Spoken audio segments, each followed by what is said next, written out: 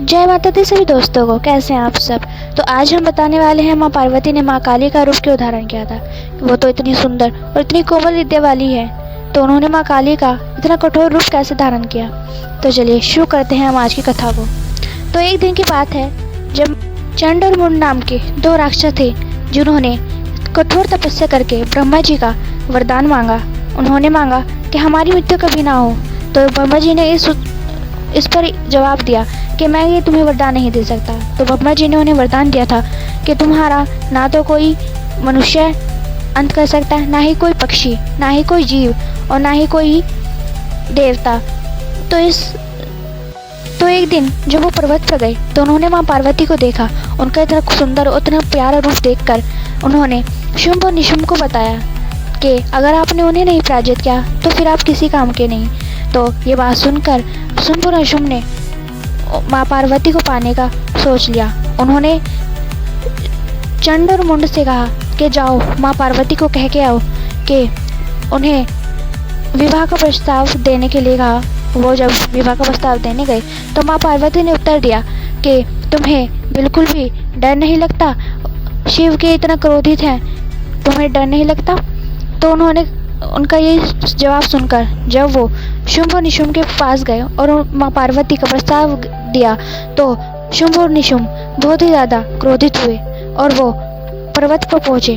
जब वो पर्वत पर गए तो उन्हें बहुत ही ज़्यादा क्रोध आया और उन्होंने युद्ध करना आरंभ कर दिया। युद्ध करते समय सभी देवताओं ने देवियों को रक्षा करने के लिए युद्ध शुरू कर दिया। और जब उन्होंने युद्ध शुरू कर दिया तो देवी डर गई और देवियों ने डरने के जब शुंभ और निशुंभ ने और चंड और मुंड ने उनके खिलाफ इतने अपशब्द और इतने बुरे शब्द कहे तो माँ पार्वती को देखा नहीं गया और उन्होंने युद्ध में पराजित कर लिया।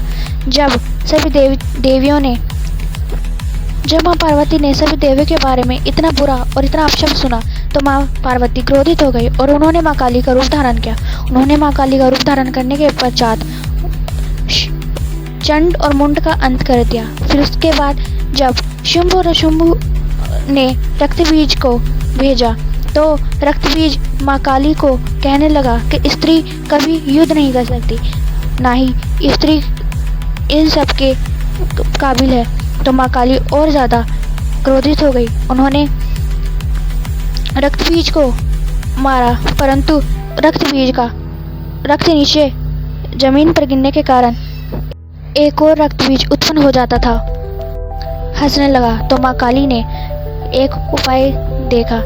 तो माँ काली ने एक कटोरे में रक्तबीज का खून लेकर उसे पीने लगी और रक्तबीज का रक्त जमीन पर नहीं गिरने दिया और इसी तरह माँ काली ने रक्तबीज का अंत किया। तो हम इस कथा को यहीं समाप्त करते हैं। आपको कथा कैसी लगी आप मुझे ज़रूर बताइएगा। माँ काली का इतना सुंदर रूप और इतना क्रोधित रूप, माँ काली सबके लिए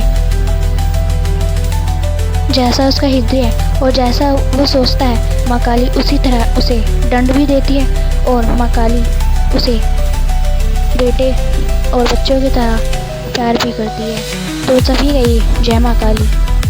धन्यवाद।